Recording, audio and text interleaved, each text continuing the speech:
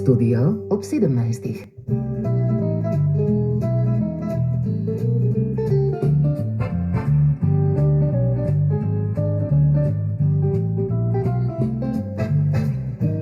Lepo pozdravljeni. Za tretjo razvojno os, ki bo povezala Slovenijo po vertikali vse od Koroške do Bele krajine, bomo po zdajšnjih ocenah potrebovali okoli 1,3 milijarde evrov. Za primerjavo, vrednost tretje osi je skoraj 3-krat toliko, kot je bila vredna gradnja mostu na Pelješac, ki velja trenutno za enega največjih v Evropi. Vse tudi kaže, da bo cesta po vrednosti del prekašala cesto skozi Trojanske predore, ki je do zdaj veljala za najbolj zahteven projekt. S tem bomo preko gradbeništva, ki velja za gonilo, spodbujali celo gospodarstvo. In kot radi rečejo v gradbeništvu, viadukt se gradi za oči, tunel pa za denar. Kako bomo gradili tretjo os ob upoštevanju, da živimo v časih dražitve materialov in pomanjkanja delavcev, vodij delovišč na naših gradbiščih? Po prvi lopati na Koroškem gradbišče v Janini na območju Slovenj Gradca še vedno ostaja prazno. A vendar cesta je za severni in južni del naše dežele težko pričakovana. Korošci, ki so dočakali začetek gradnje tudi v njihovi regiji, namreč desetletja opozarjajo na zamujene razvojne možnosti, ki jih pripisujejo predvsem slabim cestnim povezavam. Na Ministrstvu za infrastrukturo pa so jasno poudarili, da želijo čim prej začeti graditi tudi v Beli krajini. Tudi s pomočjo naših dopisnikov bomo pregledali trenutne razmere po vsej vertikali na tretji osi od Koroške do Bele krajine. Za pojasnila sta z nami v studiu sogovornika, ki zelo dobro poznata razmere na obstoječem avtocestnem križu in načrtovane projekte tretje osi.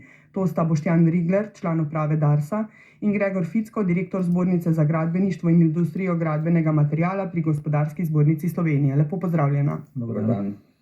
Začnimo najprej pri vrednosti. Torej, v povprečju smo za avtocestni križ porabili 7,7 milijonov evrov po kilometru. Pri tretji osi gre za nekaj manj kot 50 km cest, vrednost na kilometr je torej kar 26 milijonov evrov na kilometr. In še ta primerjava, prej omenjeni odsek med Trojanami in Blagovico je preračunano znašal okoli 25 milijonov evrov na kilometr. Torej, zakaj je tretja os toliko dražja od obstoječega avtocestnega križa, ali gre res toliko na račun zahtevnejših objektov? Ja, lep pozdrav v imenu Darsa, vsem poslušalcem in pa uporabnikom avtocest. Tako kot ste že sami v bistvu nekako omenili, gre za dejansko zelo zahteven odsek, primerljiv z najzahtevnejšimi odseki, ki so bili zgrajeni v preteklih obdobjih na avtocestnem omrežju. Praktično to območje predstavlja hribovje doline in to je treba pod zgradbenimi objekti premoščati. In na teh odsekih praktično običajne trase skoraj da ni, gre v veliki meri za mostove, viadukte, predore in zato je temu primerna tudi cena te investicije. Kaj pa to, da se predor gradi za denar, viadukt pa za oči? Ne, lejte, to je sicer v javnosti neka fama, ampak jaz moram reči, da imamo na Darsu zelo dober sistem določevanja cen investicij, ki temeljijo v bistvu na zelo dolgi zgodovini cen, ki smo jo dosegali na naših projektih. In jaz sem prepričan, da naše ocenjene oziroma limitirane vrednosti na naših projektih in razpisih niso prebogate, celo nasprotno, v zadnjem obdobju se pojavljajo v bistvu očitki Darsu, da ima prenizke limitirane vrednosti in da v bistvu gradbena industrija težko pravzaprav sledi tem našim ocenjenim vrednostim. Sploh v zadnjem letu oziroma dveh, ko se soočamo v bistvu z podražitvijo tako cen storitev, delovne sile, predvsem pa v zadnjem obdobju povečanih cen materiala. Gospod Ficko, vi ste ves čas vpeti tudi v gradnjo tretje osi in avtocestnega križa. Kaj se bo dogajalo s ceno, kaj vi pričakujete? No, lepo pozdravljeni. Zdaj, mi smo trenutno res v eni fazi, ko zaradi dogodkov, ki so se dogajali zaradi pandemije COVID na področju gradbene industrije, beležimo znatno rast gradbenih materialov, večine gradbenih materialov, od betonov, lesa, jekla in tako naprej, torej komponent, ki so neobhodno potrebne tudi pri gradnji prometnih objektov. Drug problem, s katerim se srečujemo, je tudi časovna komponenta dostave teh materialov. Tako da definitivno reči, da v tem trenutku na tem področju nimamo težav, nimamo jih samo v Sloveniji, beleži pravzaprav ves svet, to je globalni problem. Bi bilo seveda smešno reči, da tega nimamo, vendar sem prepričan, nekje ocene so, da se bodo nekako z postavitvijo te proizvodnje po celotnem svetu. Moramo pač vedeti, da je tukaj en ključnih vzrokov, da je prišlo tudi do tega izpada relativno hitra zajezitev virusa na Kitajskem in Kitajci seveda kot mega država so seveda zagnali ponovno rast svojega gospodarstva tudi skozi njihove res velike infrastrukturne projekte in to se ta trenutek pač kaže z pomanjkanjem tega materiala, vendar pripričani smo, da ko se bodo te razmere ponovno vzpostavile na predcovidno stanje, da se bo tudi cene in pa sama dobava umirile in to bo tudi na nek način vplivalo na neko normalno cenovno stanje tudi pri izvajanju investicij. S tem, da bi še nekaj povedal, ta trenutek, po podatkih, ki jih imamo na zbornici, vseeno ne beležimo nekega velikega odstopanja od investicijskih vrednosti na večjih infrastrukturnih projektih, ki se gradijo v Sloveniji. Tukaj menim predvsem na Darsov program, potem na izvajanje drugega tira, tudi z visoko gradnje zaenkrat dobivamo poročila, da v bistvu ta rast se rešuje postopoma in z neko predvidljivo vrednostno rastjo. Tako da nekih ekscesov tukaj zaradi tega, da bi se avtoceste ali pa ceste, ki se gradijo, ki so zdaj v programu, bom rekel, enormno podražile zaradi tega problema, mislim, da se to ne bo zgodilo. Kolikšen del vrednosti naložbe pa predstavljajo ti gradbeni materiali, ki se zdaj dražijo, kot ugotavljamo, in kako bo to recimo vplivalo na tretjo os? Gospod Hajdinjak je na Koroškem v Prvi lopati omenjal vrednosti 2 do 3%. Jaz upam, da se je zmotil, ker ne vem, kam potem gre 98% cene. Ne, to je v bistvu različno od projekta do projekta. Seveda je material pomembna postavka v vrednosti celotne investicije, predvsem v tem, izvedbenem delu.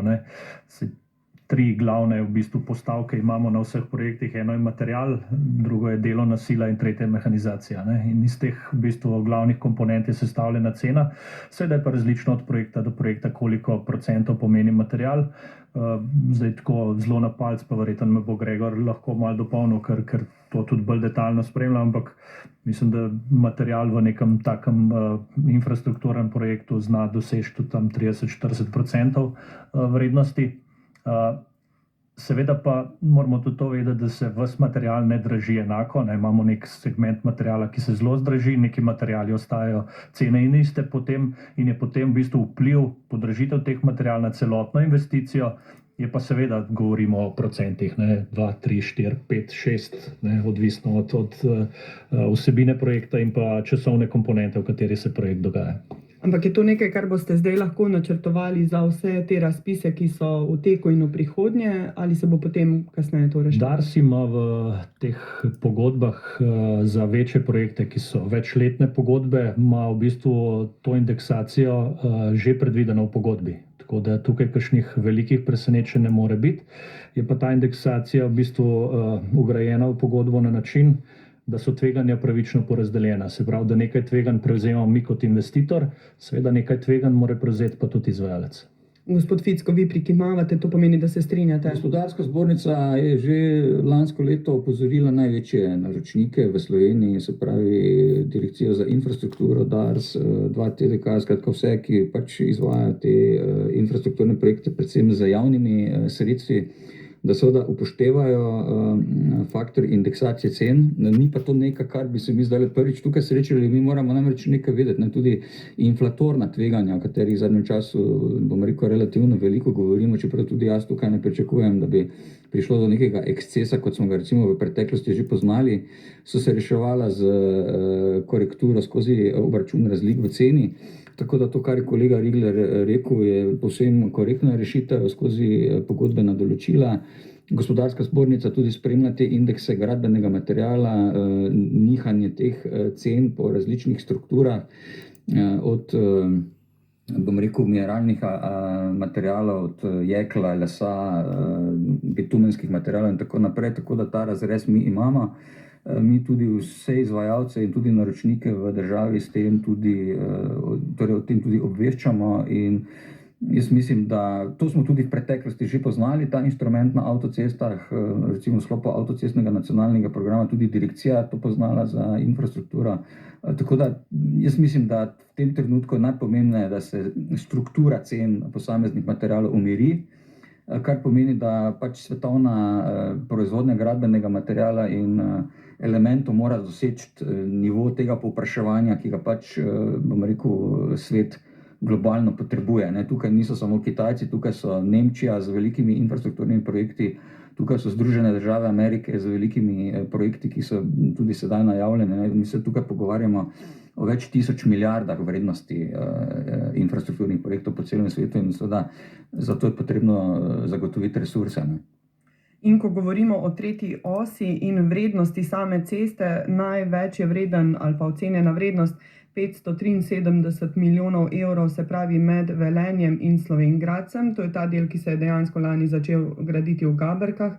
Pred dobrima 2 tednoma tudi prva lopata na območju Slovenj Gradca v Janini, ampak gradbišče v Slovenj Gradcu je prazno. Nič se ne dogaja, ostal je plato, kjer je bila prva lopata.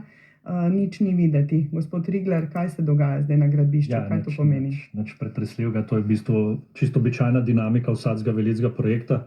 Se pravi, po podpisu pogodbe z izvajalcem, potem sledi uvedba izvajalca v delo, kjer mi izvajalcu predamo v bistvu vso dokumentacijo, območje gradbišča, geodetske izmere. Potem ima pa seveda izvajalec po pogodbi in po terminskem planu nekaj časa za pripravo na začetek del, ker mora seveda še detaljno preštudirati projektno dokumentacijo, se pripraviti in potem pač steče gradnja. Tako da nobenih bojazni ni. Jaz sem prepričan, da bo ta projekt v rokih, ki so predvideni, izveden. Ni pa od vas odvisno, kdaj torej točno bomo tam videli tudi zdaj delovne stroje? Ne, lejte, po uvedbi ima izvajalec določen čas, da predstavi detaljni terminski plan in potem po tistem planu potem spremljamo to gradnjo. Seveda mora pa ta terminski plan biti narejen tako, da odraža, da bo izvajalec v predvidenem pogodbenem roku vsa dela zaključil. Sprašujem tudi zaradi tega, ker so vse bolj glasna opozorila na splošnost slovenskih gradbišč, da nimamo dovolj delavcev, predvsem pa ne dovolj usposobljenih inženirskih kadrov, ti naj bi odšli tudi s propadom teh večjih slovenskih gradbenih gigantov v polpretekli naši zgodovini. Kako na Darsu spremljate to? Na Darsu se seveda te problematike zavedam in mi to skrbno spremljamo na naših projektih. Zaenkrat mi na naših projektih ne opažamo, da bi bil to tak problem, da bi nam ustavljalo gradnjo. Seveda pa je, če pogledamo globalno v Sloveniji, nažalost smo prišli spet v eno obdobje, ko so vsi projekti nekako stekli. Nažalost v Sloveniji ne znamo nekako tako planirati, da bi imeli neko uravnoteženo stopnjo investicij, ampak se nam dogaja, da so določena leta zelo intenzivna, potem določena leta je dela premalo, in zdaj smo pač v tistem obdobju, ko je zelo intenzivno. Jaz upam, da bo naša operativa in pa tudi seveda na naših projektih delajo tudi tuja podjetja, da bodo sposobna zagotavljati dovolj resursov, da bodo dela bolj ali manj nemoteno potekala po planih, ki so začrtani. Gospod Ficko, je to premostljiva težava, resen pomislek, zdaj smo pred res tem velikim naložbenim ciklom? Glejte, zdaj najprej ta težava trenutno praznega gradbišča je glede na to, kar se je od leta 2004 pa vse do zdaj pravzaprav dogajalo na tem projektu tretje razvojne osi, v posameznih obdobjih smo že spremljali prave farse okrog tega, je pravzaprav to sedaj sladek problem in jaz tudi verjamem to, kar kolega Rigler razlaga, da bo gradnja tukaj startala. Res pa, da je vaša ugotovitev glede problematike resursov v slovenskem gradbeništvu pa še kako na mestu. Mi se ta trenutek srečujemo z pomanjkanjem tako inženirskih kadrov, kot tudi vseh ostalih na področju gradbeništva. To je posledica, bom rekel, katastrofalnih potez, ki jih je država vlekla predvsem nekje od leta 2009 naprej, ko je pravzaprav gradbeništvo kot panogo, ki pravzaprav v vsaki razviti družbi predstavlja drugi steber gospodarstva v bruto družbenem proizvodu, pravzaprav dobesedno vrgla v blato. Ne. In posledice tega so dolgoročne. Mi smo izgubili tako zanimanje mladih za poklic, torej gradbinca, ne. Fakultete so pravzaprav prazne. Pojavlja se še tukaj tudi en problem. Mi bomo v 10 letih izgubili okrog 2500 diplomiranih gradbenih inženirjev z licenco, ki se bodo upokojili. In po drugi strani pa od zadaj nimamo priliva, torej mladih, ki bi se vpisovali tako v srednješolske kot tudi v višješolske strokovne pa v univerzitetne programe študija gradbeništva. To so problemi, na katere mi opozarjamo že nekaj let. To ni debata, ki bi jo danes prvič odprli tukaj v tem studiu. Jaz sem prvič o tem govoril že na cestnem kongresu v Portorožu o cestah in prometu leta 2012, ampak žal v Sloveniji tisti, ki bi morali prisluhniti in zastriči z ušesi, ko se takšne težave pojavljajo, nekako torej po nojevsko zari na glavo v pesek in problem za njih ne obstaja. Ne. Torej, slišali smo izjave, bodo pa prišli tujci. Ne. Mi sedaj vidimo na projekti, kjer so tujci, ne, da tudi tam zadeve niso enostavne, ne, da obstaja cel kup administrativnih težav od pridobivanja delovnih dovoljenj, od klasificiranja kadrov, ki bodo gradili v Sloveniji, seveda po slovenski zakonodaji, da so to vse prej kot enostavna vprašanja in tukaj se seveda mi bojimo, da lahko v naslednjih letih pri izvajanju velikih infrastrukturnih projektov pride do težav. Zato seveda tudi tukaj apeliram, ne, da tudi ministrstva, ne, ki pokrivajo gospodarstvo tukaj in ta segment tukaj ni seveda samo gospodarsko ministrstvo, tisto tukaj tudi ministrstvo za šolstvo in ostala ministrstva, ki so tukaj pomembna, da seveda ta problem vzame zelo resno in seveda mi smo tudi opozorili naše člane in svetovali, da se tudi tukaj spremeni oziroma omogoči neka druga politika privabljanja ljudi, mladih ljudi v ta poklic, ne, ker vkolikor se bo ta ekspanzija nadaljevala, kadrovski bazen Balkana, kot smo ga do sedaj poznali, je pravzaprav prazen na tem področju. Ne. Ti resursi, ki so prej v Sloveniji delovali v gradbeništvu, so se premaknili na zahod in k nam sedaj prihajajo pravzaprav ljudje iz azijskih držav. Ne. In tu se pa res postavlja vprašanje, ne, kakšno kvaliteto in kakšne resurse mi s tem dobivamo. Se pravi, težava ostaja, ampak vendarle cesta je narisana, trasa je določena. Govorila sem s projektantom, magistrom Dušanom Ogriskom, direktorjem podjetja Lineal, ki je projektiral tudi ta del od Velenja do Slovenj Gradca, ki je najbolj zahteven in se trenutno gradi. Prisluhnimo pogovoru. Na tem koroškem delu seveda imamo opraviti najprej z zelo zahtevnim terenom, na drugi strani tudi z precej poselitvijo, kar pomeni, da je enostavno treba cesto seveda umikati v pobočja, tudi v dolinah, kjer sicer poteka danes nek prometni koridor, se mora nova cesta umakniti na pobočja, tako Mislinjski kot tudi Mežiški dolini je temu tako.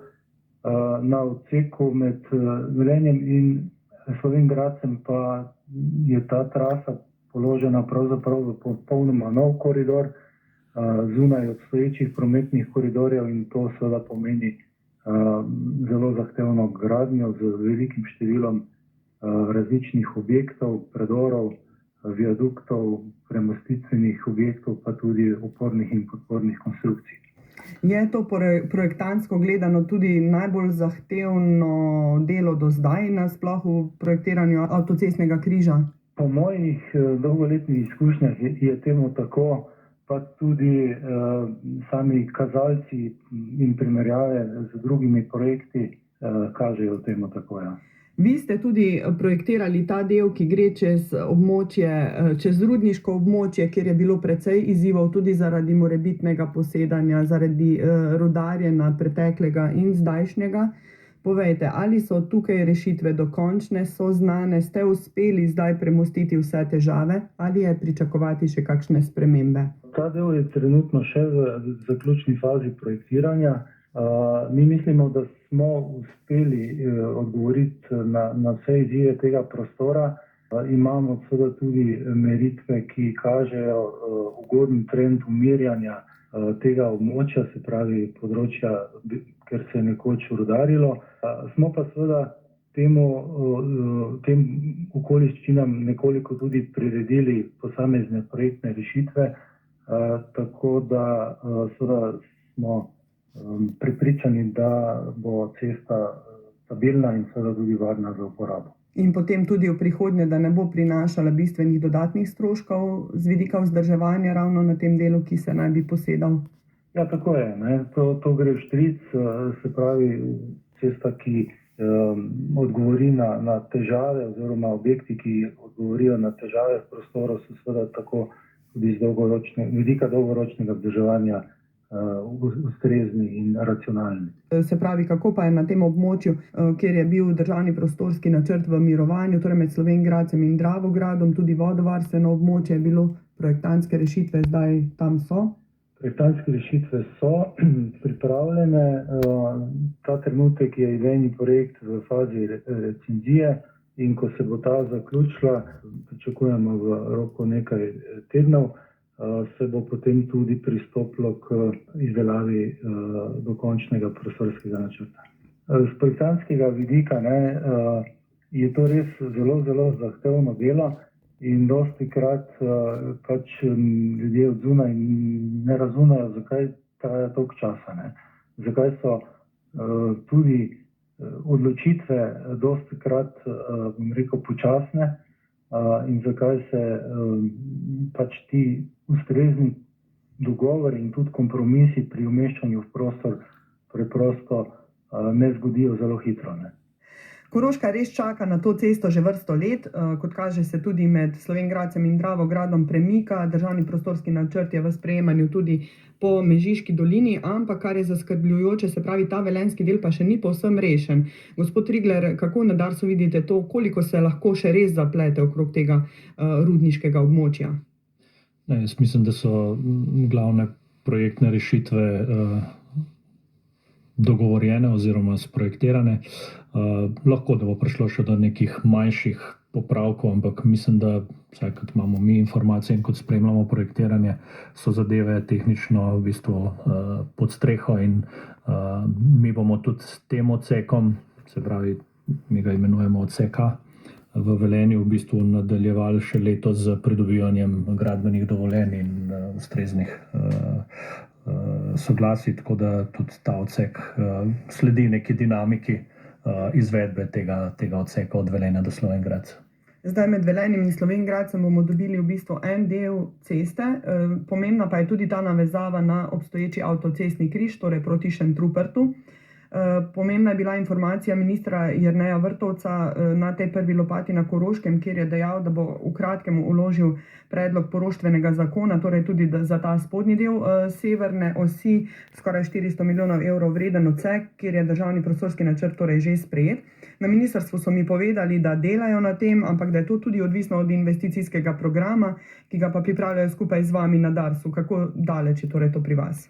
Investicijski program je praktično zaključen, mislim, da se še zadnji detajli se usklajujejo, tako da tudi mi pričakujemo, da bo zdaj v jesenskem času poroštveni zakon sprejet, tako za odsek od Šentruperta Velenja, kot tudi za odsek na tretji razvojni osi jug, se pravi ta tretja, četrta etapa, se pravi od Novega mesta proti Beli krajini. Tako da, kar se tega tiče, seveda razumemo to skrb, to imamo tudi na Darsu, seveda, finančna stabilnost Darsa mora biti tukaj na prvem mestu, ampak mislim, da smo zdaj najdeli ustrezne rešitve, ki so tudi usklajene z vsemi ključnimi deležniki in da bo ta investicijski program sprejet na ministrstvu. To je pa potem podlaga tudi za poroštveni zakon, ki je pa tudi praktično pripravljen in bo takoj, ko bo invest program sprejet, poslan v Državni zbor.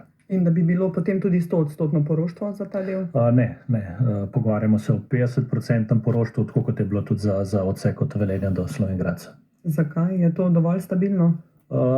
S 50% poroštvom lahko Dars na mednarodnih finančnih trgih dobi ustrezne vire za financiranje teh projektov. Dobro, govorila sem tudi z združenimi civilnimi iniciativami, ti so ves čas poudarjali traso ceste, veliko je bilo res že namenjenega časa temu odseku med Šentrupertom in torej Velenjem, kjer so res nasprotovali kmetijska zemljišča, okoljevarstveni vidiki. Kakšne so zdaj realne možnosti, da se državni prostorski načrt res spreminja, ob tem, da je že tudi Ustavno sodišče povedalo svoje? Skratka, koliko je še nekega manevrskega prostora glede tega spodnjega dela, navezovanja na obstoječi avtocestni križ? Nikakršnih možnosti. Državni prostorski načrt je pravnomočno sprejet, bil je preverjen tako na Ustavnem sodišču, kot na, mislim, da celo na kakšnih drugih inštancah. In v bistvu te debate o sami trasi so bile takrat. In ko je državni prostorski načrt sprejet, je trasa definirana in potem gre v bistvu samo za tehnične rešitve, kako znotraj tega koridorja poiskati najboljše variante, najbolj racionalne in pa tudi take, ki odgovarjajo pač na izzive okolja, narave, vodovarstvenih režimov in ostalih stvari. In vse to se zdaj dogaja. Se pravi, mi projektiramo, peljemo postopek okoljevarstvenega soglasja, kjer se bodo še vse te neke manjše dileme razrešile. In potem sledi gradbeno dovoljenje in odkupi zemljišč in potem gradnja. Gospod Ficko, tudi vi ste bili ves čas vpeti v to izbiro tras že pred leti. Arja vas Velenje, Šentrupert Velenje, dajte še vaš vidik, no, kako je zdaj? Študija variant je začela, torej izdelava študije variant se je začela takoj po sklepu ministra, da se odsek med avtocesto Maribor-Ljubljana in pa Velenjem začne umeščati prostor. Tukaj je bilo preverjenih, mislim, da 8 variant po spominu in moram reči, da je pravzaprav že v vseh fazah, ki smo jih proučevali takrat skupaj z projektanti in pa z Ministrstvom za okolje in prostor, varianta na Šentrupert izpadla kot najbolj ugodna. Zakaj? Mi se moramo zavedati, da ta priključek pri Arji vasi, ki ga nekateri, bom rekel, tako radi omenjajo, non-stop omenjajo, s potekom trase do Velenja povzroči dva bistvena problema. Prvo je navezava samega Velenja, kjer bi se avtocesta priključila na vzhodni strani, kar pomeni, da bi skozi Velenje pravzaprav morali graditi novo prometnico, ki bi navezala industrijski del Velenja in pa Šoštanja. Namen avtoceste je seveda, da pobere ne samo torej civilni promet oziroma osebni promet, ampak da predvsem pobere tudi tovorni promet. In pa drug problem, ki je tukaj, mislim, da zelo očiten, je preboj skozi hudo luknjo, ki bi pa terjal gradnjo, bom rekel, res izredno visokih in zahtevnih premostitvenih objektov. In v končni fazi bi potem projekt pravzaprav od Velenja pa naprej proti Slovenj Gradcu potekal pravzaprav po istih geoloških in zahtevnih pogojih, kot poteka danes. Tako da vse analize so kazale, da pravzaprav bi bila to dosti slabša rešitev. Jaz bom tu to ilustriral z enim primerom Murske Sobote, kjer se pravzaprav lahko se je zgodil identični primer, ki bi se zgodil tudi tukaj. Če bi šli na Arjo vas, takrat je v bistvu namesto, da bi v Murski Soboti obrtno industrijsko cono zgradili ob avtocesti, je bila zgrajena pravzaprav že na meji med turističnim področjem Moravskih Toplic in nastal je problem, da je bilo potrebno povezavo te gospodarske cone za avtocesto povezati pravzaprav z dvema izredno zahtevnima cestnima projektoma, ki sta vsaka stala več kot 80 milijonov, za gradnjo dveh železniških podvozov in pravzaprav tam okolje je bilo ravno zaradi te zgrešene rešitve zgrajen še cel kup obvoznih cest, ki bi v primeru, da bi avtocesta servisirala obrtno cono direktno iz neposredne bližine odpadli. Tako da te zadeve so bile premišljene, povrhu tega, kot je kolega Rigler rekel, tukaj so bile uporabljene tudi analize gospodarske oziroma finančne sprejemljivosti, okoljske sprejemljivosti, družbene sprejemljivosti. Zavedati se pa moramo, da nobena trasa ni idealna. Torej, idealne trase ni, vedno bo nekoga nekaj motilo in jaz sem prepričan, da ta rešitev, ki je zdaj, je dobra rešitev, ni idealna, tako kot sem rekel, nobena ni idealna, vendar je dobra rešitev. Je pa zelo žalostno, da je bila pa ta rešitev v bistvu, oziroma to, bom rekel, premikanje trase med Arjo vasjo in pa med Šentrupertom dober izgovor tudi državi, ne, tudi Darsu v določenih fazah, da v bistvu se na tem projektu nikaj dosti delala. Biti pač en priročni izgovor, zgubljali so pa v bistvu prebivalci Šaleške doline in pa Koroške. Vendar imamo zdaj v bistvu tudi po trasi dol, vse se že dogaja tukaj na tem južnem delu tretje osi, imamo spet pripombe, opozorila glede samega izbora tras, kako nekako iskati ravnovesje, kako vidva to vidita? Glede, tudi za traso na jugu je treba jasno povedati, da je državni prostorski načrt sprejet. Tukaj je bilo celo mislim, da na Evropskem sodišču ta postopek preverjen in je v bistvu tudi Evropsko sodišče ugotovilo, da je bil postopek voden korektno. Tako da trasa je določena in v bistvu gradnja se bo zgodila. Zdaj, te prizadevanja civilnih iniciativ, oni so pač dejavnik, s katerim se je potrebno ukvarjati. Večkrat imajo tudi kakšne zelo konstruktivne in dobre predloge, ampak nasprotovanje trasi, ki je že pravnomočno določena, pa mislim, da res nima zdaj nobenega smisla. Jaz bi mogoče to rekel. Glejte, mi smo v Sloveniji od leta 1994 pa pravzaprav do danes umestili v prostor okrog med 400 in 500 kilometri torej avtocest in hitrih cest. Torej lokacijsko določili, ki prej niso bile rešene prostorsko. In smo imeli kar nekaj nevralgičnih primerov, če se spomnite v preteklosti od Trebnjega, Radovljice, Izole, potem Hajdine, recimo. Vse to so danes, kjer smo imeli, bom rekel, grupe civilnih iniciativ, ki so nasprotovali različnim vzrokom, takšnim in drugačnim.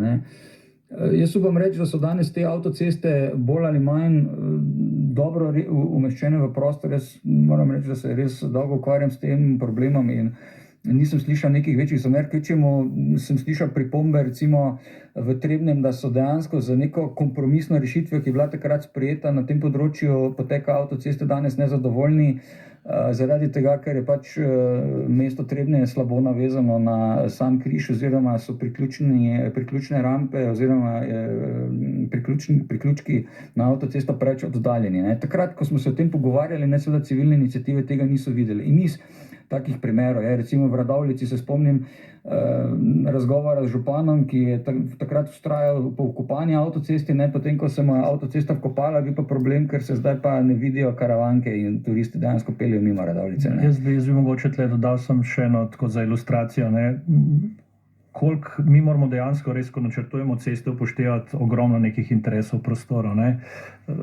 Od civilnih iniciativ, okoljevarstvenih združenj, nosilcev urejanja prostora, ki imajo v bistvu tudi ogromno nekih zahtev.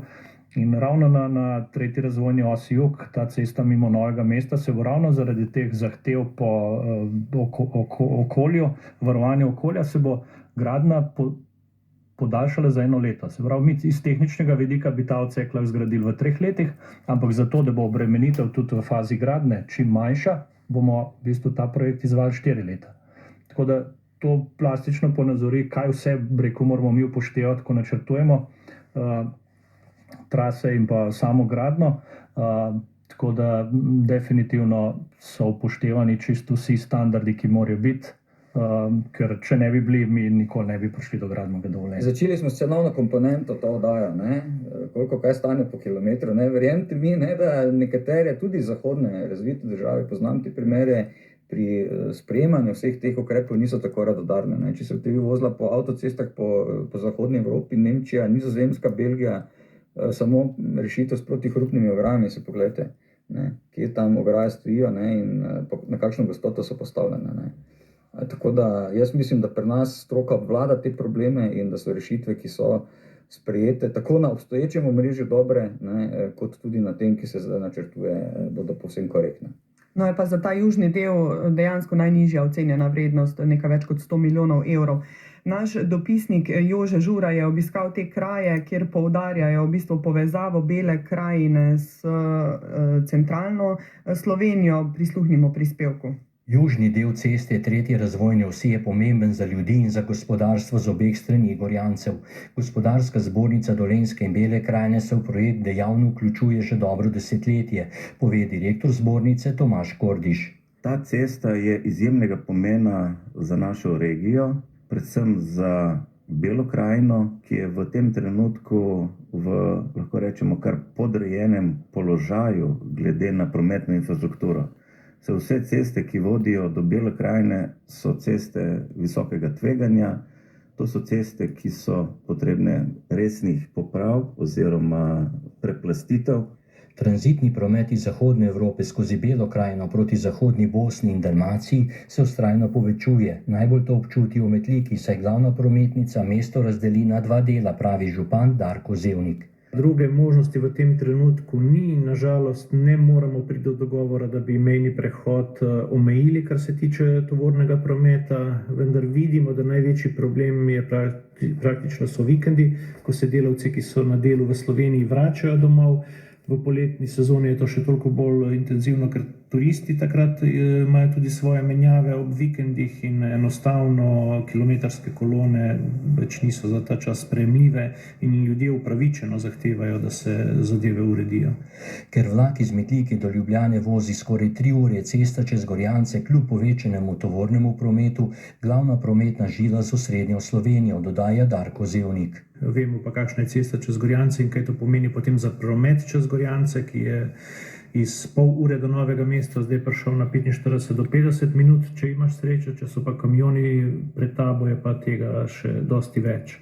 Prvi odsek južnega dela ceste 3. razvojne osi od vzhodnega novomeškega priključka do odcepa za tovarno Revoz v dolžini 5,5 km bi moral biti že zgrajen, vsaj tako so napovedovali ministri prejšnjih vlad, a Dars še čaka na pridobitev gradbenega dovoljenja. Ali bodo temu sledile pritožbe, pa je že drugo vprašanje. Tudi 40 milijonov evropskih sredstev za gradnjo so zdaj premaknili na koroški del prometnice. Je pa novomeški odsek oziroma obvoznica izjemnega pomena, saj zdaj vozniki v gnečah za pot skozi Novo mesto porabijo toliko časa kot čez Gorjance. Letos je končno premaknilo pri postopkih za zgraditev 3. osi v Beli krajini, od Malin do mejnega prehoda v Metliki in na drugi strani do Črnomlja. Dars ima za 8 milijonov evrov vredno izdelavo projektne in investicijske dokumentacije odobrenih 2,2 milijona evropskih sredstev. Ta dokumentacija mora biti končana v letu 2023. In pričakujemo, da potem leta 2024 pride tudi do fizične izvedbe, končno na tem našem belokrajinskem delu oziroma konkretno na delu pri sami Metliki. Je povedal župan Metlike Darko Zevnik, saj bodo s tem prebivalcem Metlike omogočili normalno življenje. Ker je bil državni prostorski načrt za cesto sprejet v soglasju z vsemi deležniki, v Beli krajini ne pričakuje težav pri nadaljnjih postopkih, dodaja Darko Zevnik. Sama trasa se izogne praktično naseljenemu delu, gre po zdaj nenaseljenih površinah, po kmetijskih površinah, čez gozd, tako da ne vidimo nekih zadržkov, da bi imeli potem kasneje težave. Gospodarska zbornica Dolenjske in Bele krajine pa podpira tudi 3. os med Celjem in Novim mestom, saj bo ustrezna prometnica omogočala lažji pretok delavcev med regijama. In enostavno smo mnenja, da je to izjemno pomembno za obe dve mesti in s tem pa tudi za Slovenijo, ker ta cestna povezava, ko bi se dve močni mesti povezali gospodarski med seboj, Celje in Novo mesto, bi dejansko sinergetsko izjemno učinkovalo tudi na celotno gospodarstvo Slovenije. Je še povedal direktor območne gospodarske zbornice Tomaž Kordiš. Torej, slišali smo, na tem južnem delu je najbližje odsek do Revoza. Gospod Rigler, kdaj pričakujete gradbeno dovoljenje in potem verjetno začetek gradnje? Dars je v bistvu vse naredil, kar je v njegovi moči. Mi sedaj pričakujemo, da bo gradbeno dovoljenje izdano. Predvidevamo, da bo to do konca septembra in če potem ne bo kakšnih tožb na gradbeno dovoljenje, bi potem začeli z gradnjo. Jih pričakujete? Glejte, ne bi rad špekuliral, jaz upam, da je vseeno dovolj zdravega razuma, da do teh tožb ne bo prišlo. Kot rečeno, te gradnje se ne da več ustaviti. Lahko se jo sicer s tožbami zamakne za nekaj mesecev, ampak ta cesta je dejstvo in se bo zgodila. Slišali smo tudi v prispevku Jožeta Žure 8 milijonov evrov vredna projektna dokumentacija, pridobili ste 2 milijona evrov evropskih sredstev, dokončana bi morala biti v naslednjih 2 letih, se lahko še kaj zapleta, govorim tudi zaradi teh 40 milijonov evrov, ki so nekako potem z južnega dela pristali na koroškem delu. Ne, ta sredstva so namenjena v bistvu v veliki večini za izdelavo projektne dokumentacije in mi smatramo, da ni nekih ovir, da ne bi ta sredstva ustrezno počrpali. In potem je tukaj še en zanimiv vidik, se pravi povezovanje Novega mesta s Celjem. Tudi posavske občine, predvsem Brežice, Krško, Kostanjevica na Krki, te imajo dobro povezavo z Ljubljano, so pa ostale precej bolj oddaljene od avtoceste Obrežje-Ljubljana. Veliko slabše so torej povezave proti Mariboru. Slišali smo v prispevku Jožeta Žure, tudi oni želijo povezovanje na Celje. Posavske občine pa je obiskala naša dopisnica Suzana Vahtarič. V Posavju se bojijo, da je do prve lopate na srednji trasi 3. razvojne osi na odseku med Celjem in Novim mestom še daleč. Sevniški župan Srečko Ocvirk. Tečejo aktivnosti na direkciji za infrastrukturo za umeščanje v prostor trase 3. razvojne osi. Končna trasa ni potrjena. Verjamem, da bo direkcija za infrastrukturo proces pospešila. Za občine tega srednjega dela 3. razvojne osi, nekako Laško, Radeče, Sevnica, ki čutimo največji primanjkljaj sodobne cestne povezave na avtocestni križ, pa je pomembno, da takoj dobimo boljšo cestno povezavo. Sevnica je najmočnejše gospodarsko središče med Novim mestom in Celjem, cestne povezave so slabe, zato župan Sevnice opozarja na nujnost sanacij obstoječih državnih cest v smeri Radeč in Trebnjega. Ravno tako želijo, da se trasa 3. razvojne osi čim bolj približa Sevnici, dodaja Srečko Ocvirk. 3. razvojna os pa zagotovo mora se približati na ne bolj oddaljeno kot 3 km od Sevnice, kot razvojnega jedra. Gre za industrijsko središče, ki ima veliko delovnih mest. V tej korona krizi vidimo, koliko je domača industrija pomembna, da ni možno zgolj vse pripeljati iz Kitajske. V Sevnici ta predelovalna industrija dobro deluje, vendar je velik hendikep, ker nismo povezani na avtocestno z primernimi cestami. To čutimo tudi pri izrednih prevozih iz naše industrije navzven. In naša sugestija vsta čas, vseh teh 15 ali praktično 20 let je, da potrebuje vsak kraj primerno cesto svojemu ustroju. Ne samo tovorni promet, tudi delovne migracije in praznjenje podeželja zaradi selitev prebivalstva bliže avtocestam so težave v širšem okolju, dodaja sevniški župan Srečko Ocvirk. Delovna migracija, ki jo zelo pozorno spremljamo v naši občini, se povečuje v smeri iz občine in v smeri v občino. Tako da ugotavljamo, da nekako 50% ljudi dela zunaj občine, v podjetjih, ki imajo sedež zunaj občine, v naša podjetja pa prihajajo preko 30% zaposlenih iz drugih okolij. In oboji imajo težave pri tem, ne samo pri transportu blaga. Pričakovanje je, da se pospeši, kajti gre za razvojno os. Nas prioritetno ne zanima tranzitna cesta, ampak nas zanima razvojna cesta, ki bo naše okolje povezala na avtocestni križ. In tudi to kozjansko zaledje, ki nekako se razpršeno prazni proti avtocestam v smeri ali Celja ali Novega mesta oziroma Brežic. V Posavju se povečuje delovna migracija in tudi ta je eden od razlogov za 3. razvojno os na osrednjem delu med Koroškim in Dolenjskim delom, čim bliže Posavju, pritrjuje tudi krški župan Miran Stanko, kjer jih na vratih avtoceste duši tranzitni tovorni promet. Povezava proti severu, se pravi proti Mariboru, Celju in pa proti Koroški je pa zelo, zelo slaba. Tako da potrebujemo za potovanja veliko časa in to tudi onemogoča gospodarski razvoj. Zaradi tega je gradnja 3. razvojne osi nujna, tako za Posavje, kot pravzaprav tudi Koroško in potem Belo krajino. To je pomembno zaradi gospodarstva, pa tudi zaradi potovanja.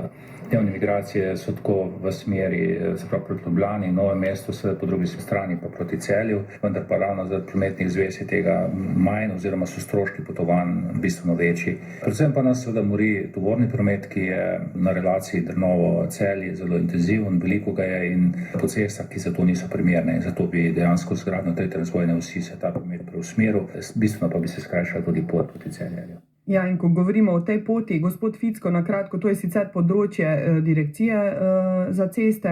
Kakšne so res možnosti navezave na 3. os, kako hitro očitno čakajo to cesto tudi na tem območju? Glejte, ključni problem v Sloveniji, s katerim se ukvarjamo, je predolgotrajno prostorsko umeščanje daljinskih projektov. In ta srednji del 3. razvojne osi se v prostor umešča že od leta 2004, torej pravzaprav zdaj 17. leto teče. Mi še vedno nismo prišli do končnega rezultata tega in to samo kaže, kakšna absurdna situacija imamo tu na tem področju, ne. In mi se moramo zavedati, da tudi zaradi takšnih zastojev pri umeščanju v prostor, ne, ki izvira iz različnih vzrokov, da se razumemo, ne, bi bilo zanimivo izračunati gospodarsko škodo, ne.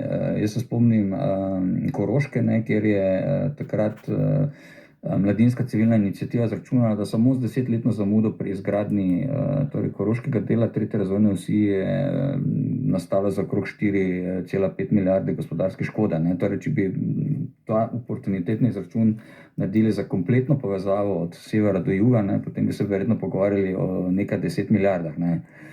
Seveda bo nekdo rekel, da to neviden denar, ampak dejansko to škoda je in jaz res ne razumem, ne, v čem je problem, da dejansko trasa, ne, med Celjem in med Krškim, ne, dejansko še ni umeščena v prostor oziroma da še celoten odsek torej razvojne osi od torej Koroške pa dol do Bele krajine v celoti prostorsko ni rešen. Mi smo si v teh 15 letih tudi zelo zakomplicirali samo zakonodajo. Nekdo bo sicer rekel, da na podlagi evropskih direktiv, vendar je to včasih tudi prikladen izgovor, ne. V resnici se mi pa zdi, da nekako nekaterim vseeno ni čisto v interesu, ne, da bi se te ceste zgradile. Zdaj, zakaj temu tako, ne vem, vendar izgovor, ne, da nekaj prostorsko ni rešeno oziroma da so težave tukaj, včasih lahko zelo prikladen za neaktivnost na tem področju. No, za konec poglejmo še v Celje, prisluhnimo celjskemu županu Bojanu Šrotu, ki pa pravi, da so se pa vendarle stvari v Celju nekoliko spremenile, čeprav res nestrpno čakajo gradnjo, predvsem zaradi tranzitnega prometa, ki zdaj gre skozi samo mestno središče Celja.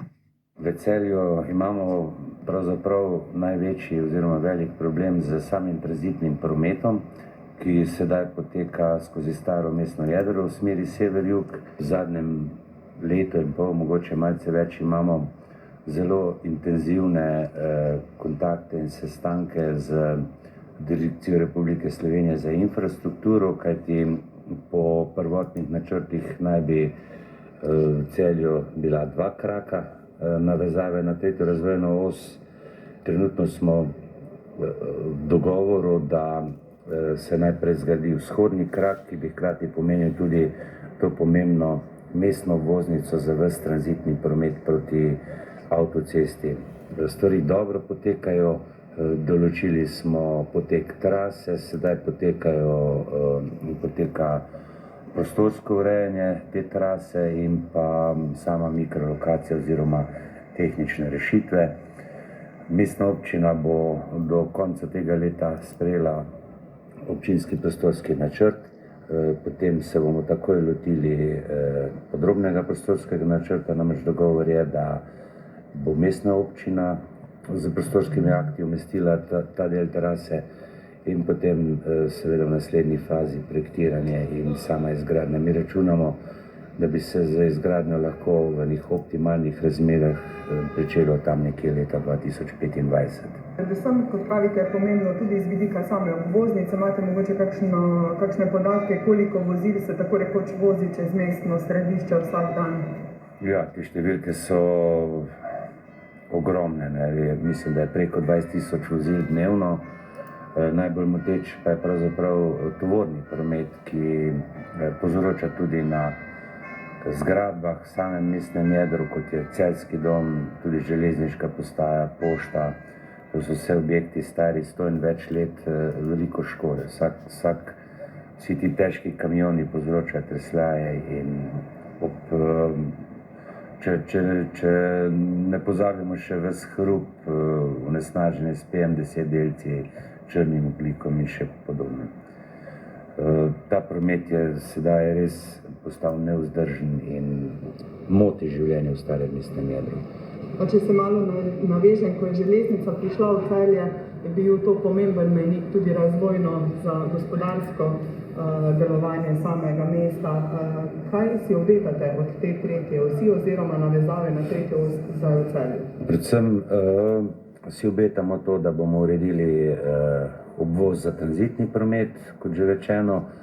Hkrati pa se bodo skrajšali potovalni časi do teh krajev, ki bodo na sami trasi tretje razvojne osi in verjetno bo tudi promet varnejši, da bo nesreč manj, tudi to je pomemben vidik. Ob koncu torej, kot kaže, tovornjaki, tranzitni promet, klasične težave, kaj ugotavljate na Darsu zdaj že na tem obstoječem avtocestnem križu, se vendarle zdi, da je tovornjakov zdaj še več? Ja, promet narašča še vedno, se pravi, mi smo imeli zdaj lansko leto zaradi korone majčkeno manjši obseg prometa, vendar že v letošnjem letu ugotavljamo, da se je tovorni promet praktično prišel na nivoje leta 2019, ki je bilo rekordno. Prav tako se dost hitro postavlja nazaj osebni promet. Mi že beležimo julij, avgust, v bistvu večji promet, kot je bil v letu 2019. In dejstvo je, da se bo v naslednjih letih promet še povečeval. Ne sicer s tako velikimi stopnjami rasti, kot je bilo mogoče to pred 10-15 leti, ampak promet bo še rastel. Slovenija pač leži na križišču dveh pomembnih evropskih koridorjev in mi moramo v bistvu, ko načrtujemo nove prometnice oziroma širitve obstoječih, imeti to v mislih. Se pravi, mi ne rešujemo samo domači lokalni promet, ampak v bistvu tudi tranzitni. In s tem v mislih je treba v bistvu načrtovati tudi nekatere posege na obstoječem cestnem omrežju. In tukaj se kot največji ključni problem izkazuje ravno ljubljansko prometno vozlišče. Če ne bomo resno pristopili k načrtovanju širitve tega območja, bomo imeli v naslednjih letih praktično največje zastoje na tem območju. To se nam pa v bistvu že pojavlja. In ob koncu našega sprehoda po vertikali, se pravi od Koroške do Bele krajine, gospod Ficko, vi tudi gledate že naprej, tudi na Primorsko, tudi tam so potrebe velike in navezal bi se tu, kjer je kolega Rigler končal na ljubljanskem obroču. Pred 15 leti smo povedali, da je potrebno pristopiti k širitvi, pripravi projekta o prostorski umestitvi širitve ljubljanskega obroča. Ne samo samega obroča, ampak tudi vpadnic 20 km gor vodno iz vseh 4 avtocestnih smeri, ki prihajajo v Ljubljano. Torej pred 15 leti, ne, danes smo še vedno v stanju, kot je bilo pred 15 leti. Torej jaz se sprašujem, kaj so odgovorni ljudje na ministrstvu počeli teh 15 let. Ne. To je bilo jasno napisano, ne samo povedano, tudi napisano. Druga stvar so odseki, ki so bili ravno tako sestavni del resolucije o nacionalnem programu iz leta 2004 opredeljeni kot dodatni.